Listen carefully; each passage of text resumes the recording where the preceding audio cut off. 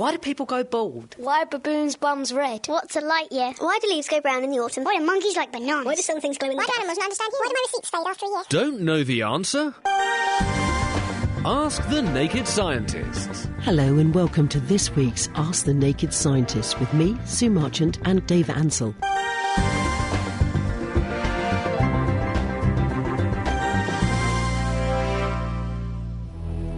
It's that time of night again, your opportunity to ask the naked scientists. Welcome, Dr. Dave. How are you? I'm good. Jolly good. What's all new in the world of science? Well, I've got quite a nice story. It's not so much breaking science.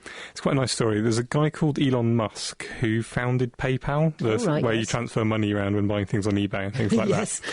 Now, he made his fortune. He sold the company to eBay about 7 or 8 years ago.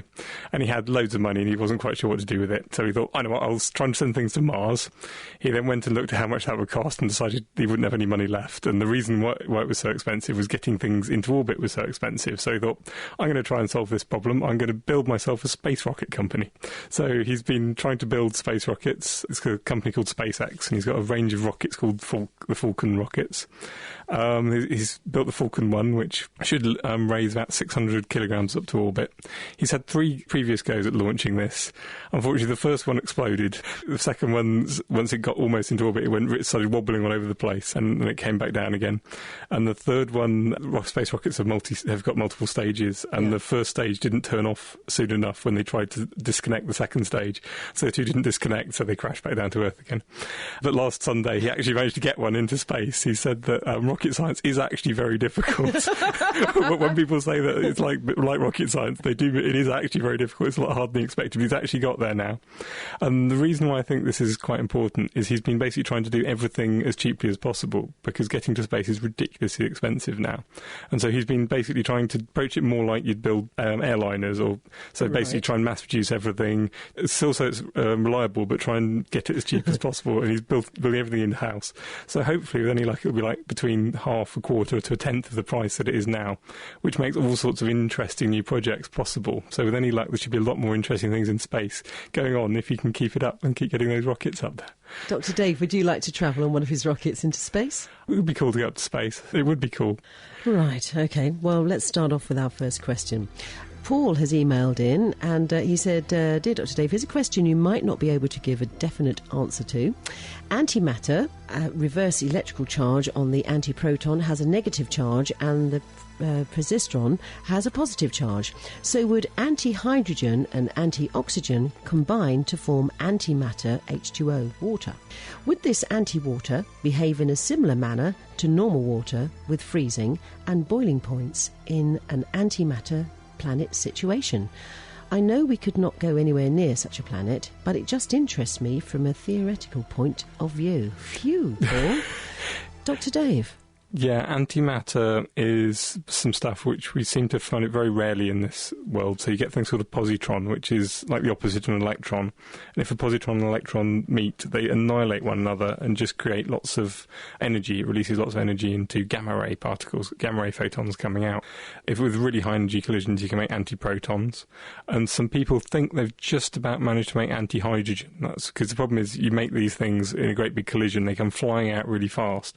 And then in order for the antiproton and anti-electron to join together and form a little hydrogen atom, you've got to slow everything down and give them enough time to interact. And as far as I know, I think anti-hydrogen, they haven't been able to make very accurate measurements because it's all happening very quickly. They only last like 100th of a second.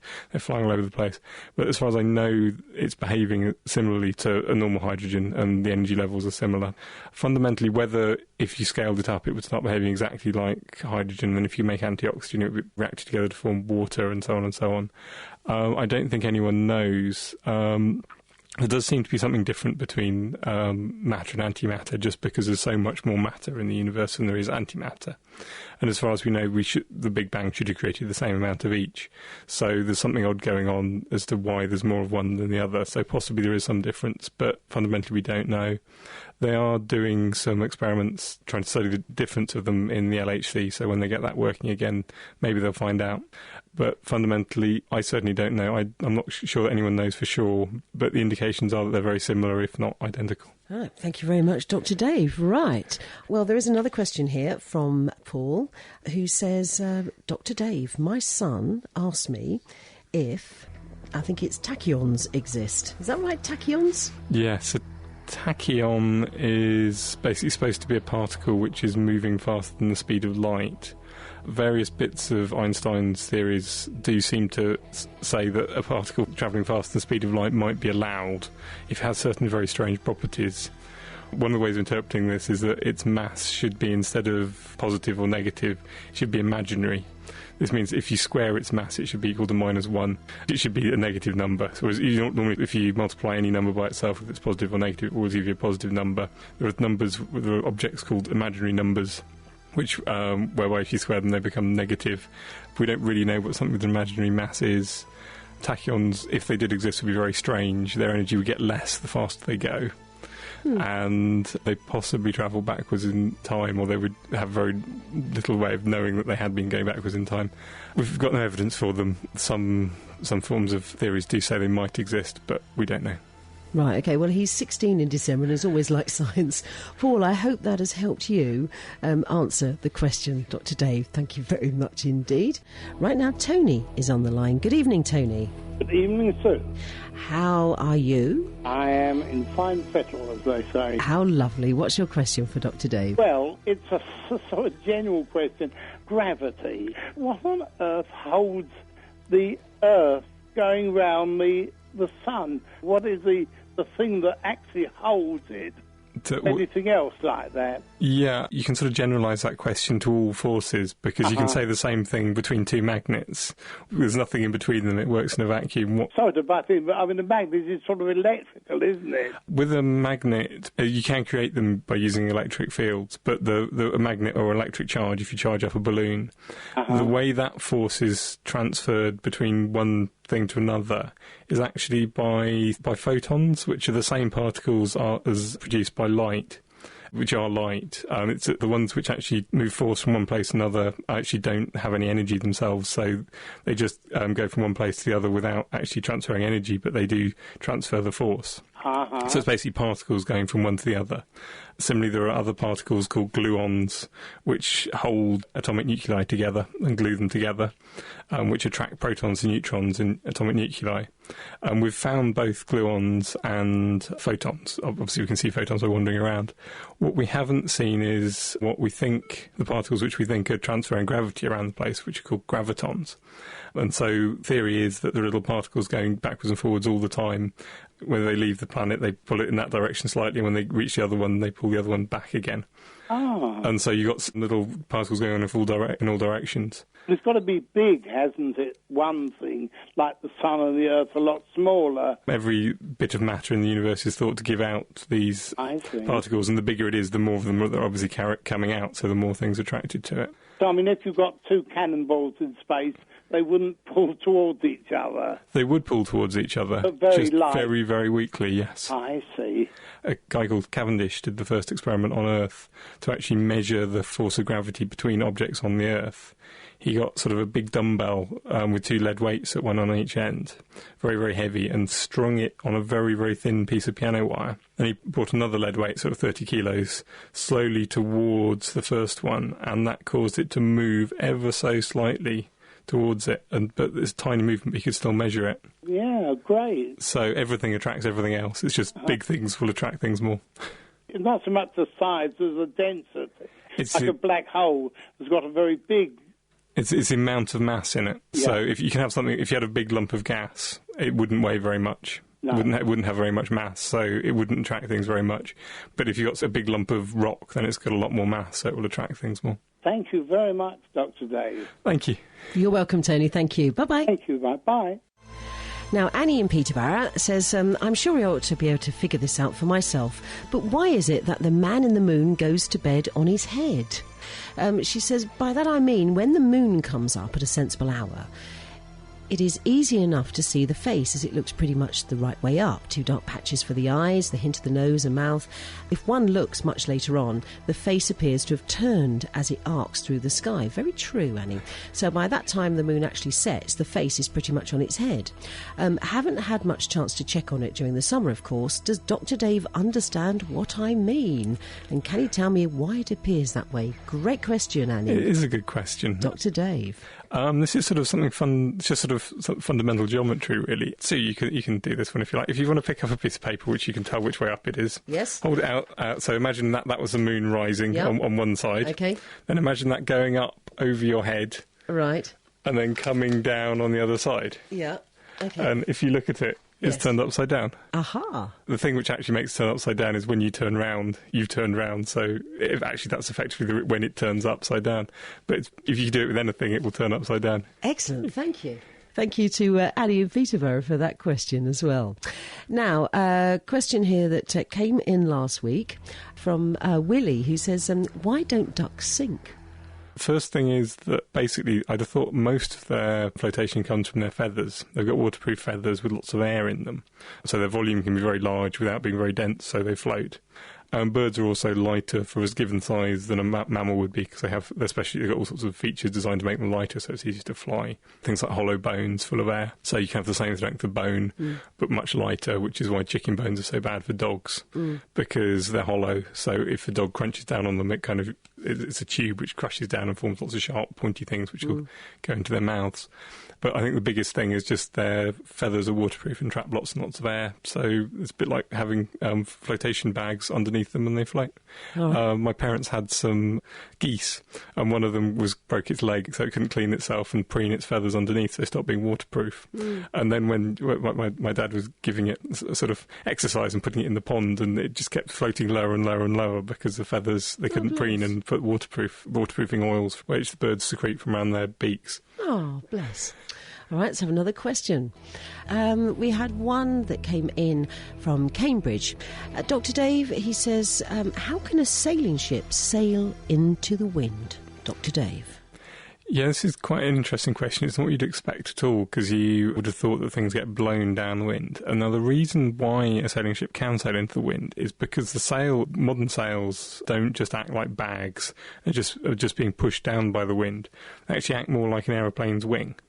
So an aeroplane's wing, when it flies through the air, air hits it and gets pushed downwards. Air gets bent round the curved wing and pushed downwards, and so if you push something, it pushes back. So if the plane pushes the air downwards, the air pushes the plane upwards, so the plane can fly. Now, if you imagine that wing on its side, this is very like a sail. So if you've got the sail sheeted in quite tightly, if the wind hits it, it bends around a corner. So the force is actually at right angles to the sail. So if you're sailing into the wind and the sail is pointing into the wind and the force is going to be at right angles to that sail, you'd have thought that the boat would then go at right angles to the wind. But actually, because the boat has a big keel on it, if you try and push something with a big keel 45 degrees to the direction it's pointing in, it'll actually go, if you push a boat with a big keel, it doesn't want to go sideways, so it will always go forwards, even if you push it slightly forwards.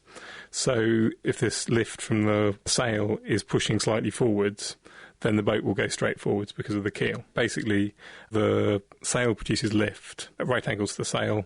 Some of that force is forwards. The keel makes the boat just go straight forwards, so the boat will go forwards even though it's pointing somewhat into the wind. It can't go straight into the wind, but they can get up to sort of 15, 20 degrees off the wind, modern high-tech boats. Thank you very much, Dr. Dave. If you're enjoying Ask the Naked Scientist, then you might like to check out The Naked Scientist, our regular roundup of the world's best science. Each week we take a look at the latest science news, talk to top researchers working at the coalface of discovery, and also get our hands dirty with a science experiment that you can join in with too. So make it a date and prepare to strip down science on the web at nakedscientist.com/podcast. On to the phones now. We've got Jill on the line. Good evening, Jill.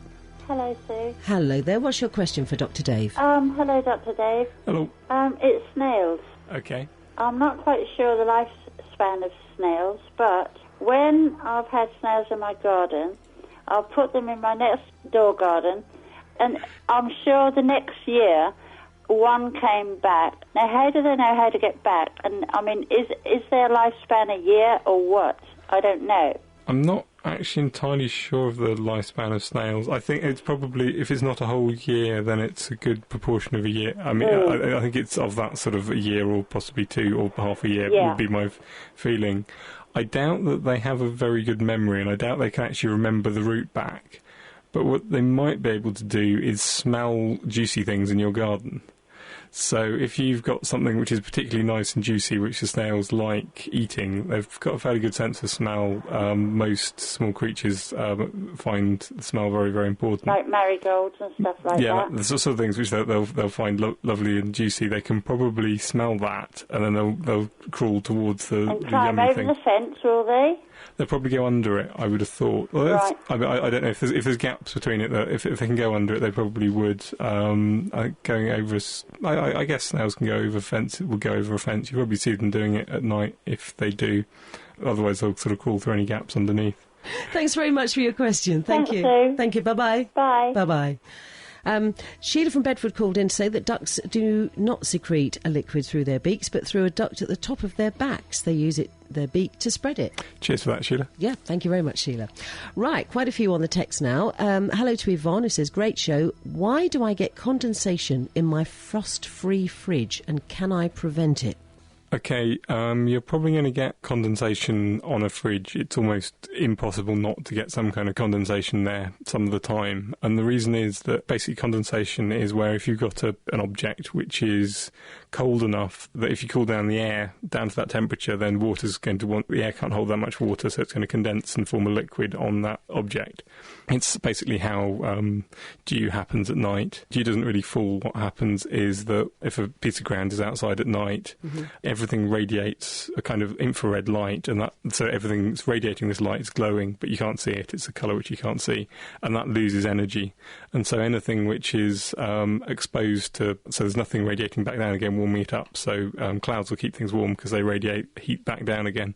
But if you've got a clear sky, it radiates heat away, ground gets cold, and then water will condense on it. Your fridge, especially in the summer, is almost always going to be cold enough for water to condense on it. And I think frost-free fridges and freezers, they tend to basically occasionally warm up, that they run backwards occasionally, warm up the cooling elements enough so that the frost either ideally evaporates or will condense or will melt and then run off so they don't build up lots of frost. Especially if it's warm and moist, I'd be very surprised if you could entirely avoid it, although some of them are designed to avoid it turning to frost and building up. Thank you very much, Dr. Dave. Another one on the text here from Daisy in Colchester. Thank you, Daisy. She says, Dr. Dave, what exactly is carbon dating and how does it work? Okay, now there's various different what are called isotopes of carbon. And there's all the different elements, different kind of chemicals. So you've got hydrogen, helium, oxygen, carbon, nitrogen. And they've got different chemical properties. That's set by how many protons are on the nucleus of the atom. So these are the positive bits. There are other things in the nuclei of atoms called neutrons. And they don't really affect the chemistry very much. They just change the weight of the mass of the atom. So you can change the number of neutrons without really changing the behaviour of the atom very much chemically. It can affect whether it's radioactive or not, because if you've got too many neutrons, then sometimes they'll decay into a proton and shoot out an electron very fast, which is a beta radiation. Or you can get a little helium nucleus that flies off the atom, it's alpha radiation. And so basically, there's different kinds of carbon. There's carbon-12, carbon-13, carbon-14.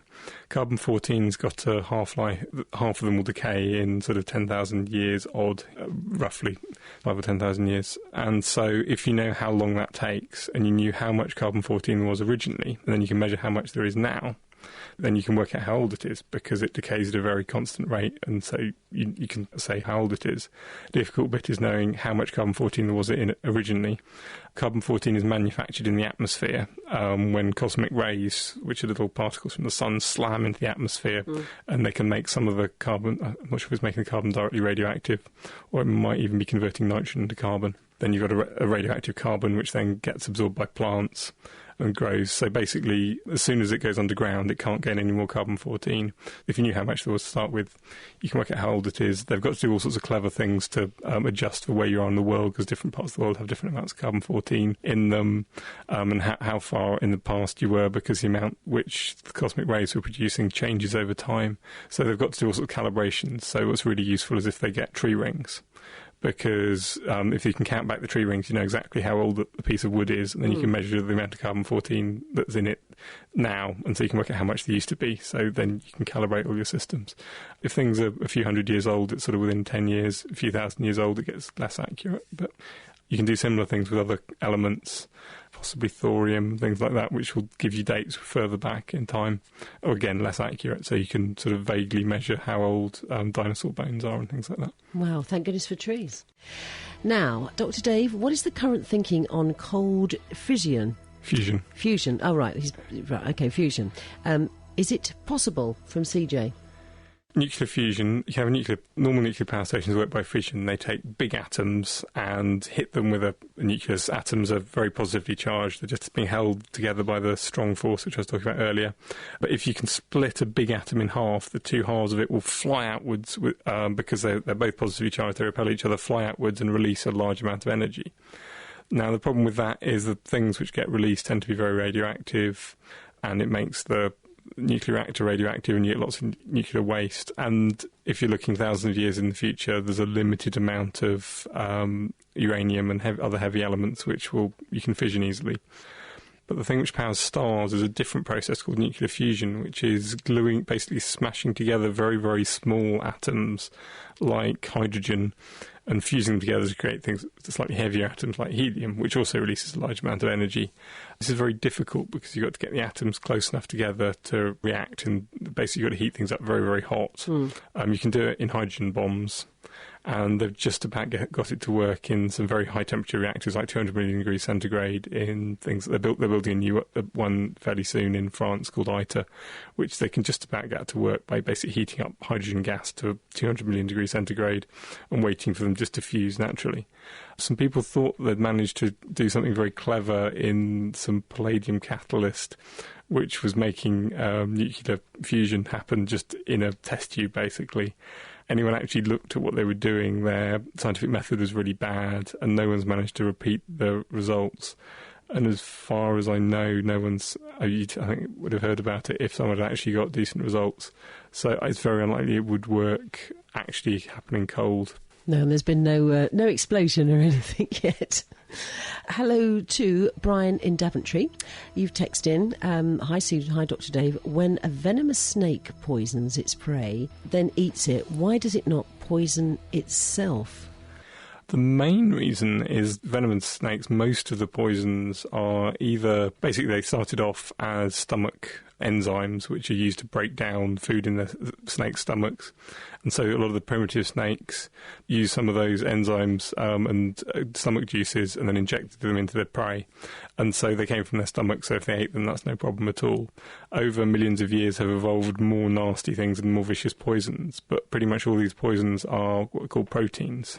And basically when you eat protein, you break it down into its building blocks, and then it's perfectly harmless. So basically the snake's stomach will take apart all of the poisons and rip them apart and then absorb them as individual building blocks like any other protein, and they're not bad for them at all.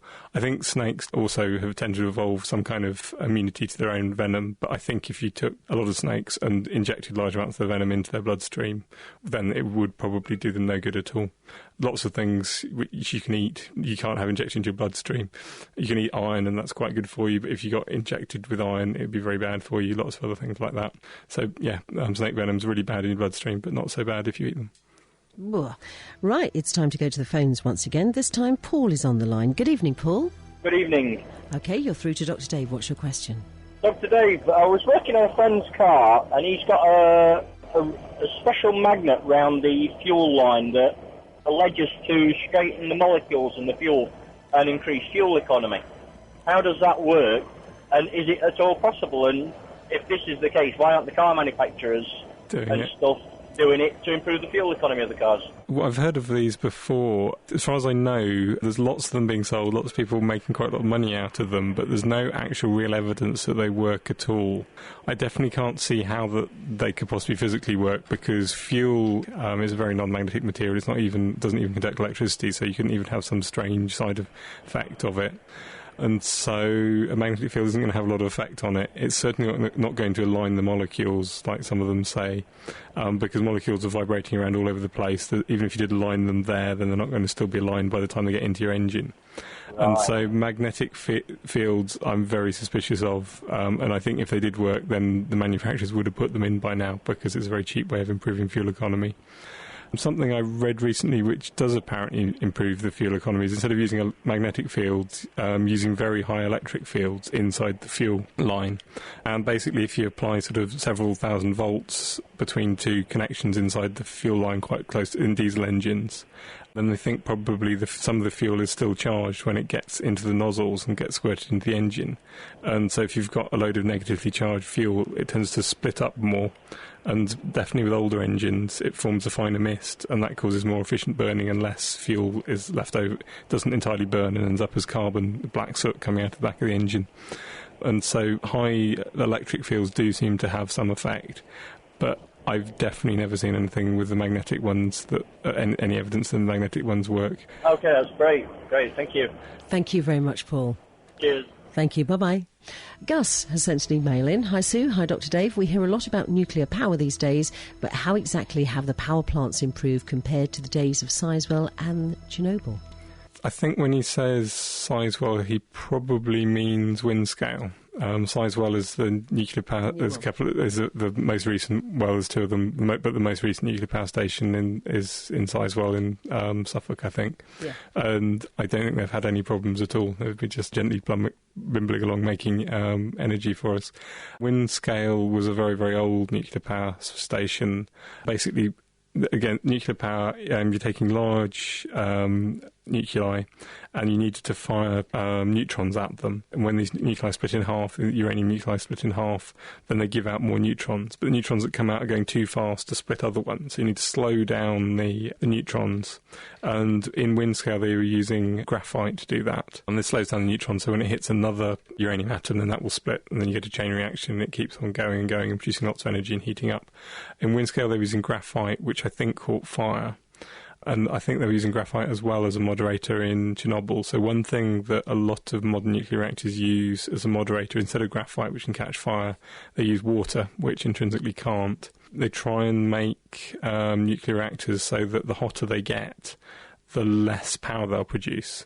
So if the nuclear reactor gets hot with pressurised water reactors like the newest one in Sizewell, as the reactor gets hot, and if some water boils away, then there's nothing to slow down the neutrons, so it can't produce power in that place. So if all the water boils away, the nuclear reactor just shuts down automatically without anyone having to do anything.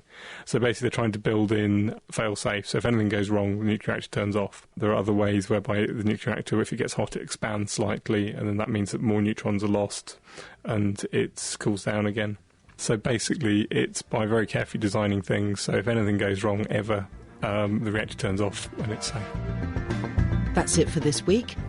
Our doctors will be back with me next week for more Ask the Naked Scientist. But don't forget, you can also catch them on the Naked Scientist podcast, which you can find on the Naked Scientist website, www.nakedscientist.com. The Naked Scientists are sponsored by the Wellcome Trust, the EPSRC and UK Fast. For more information, look us up online at nakedscientists.com.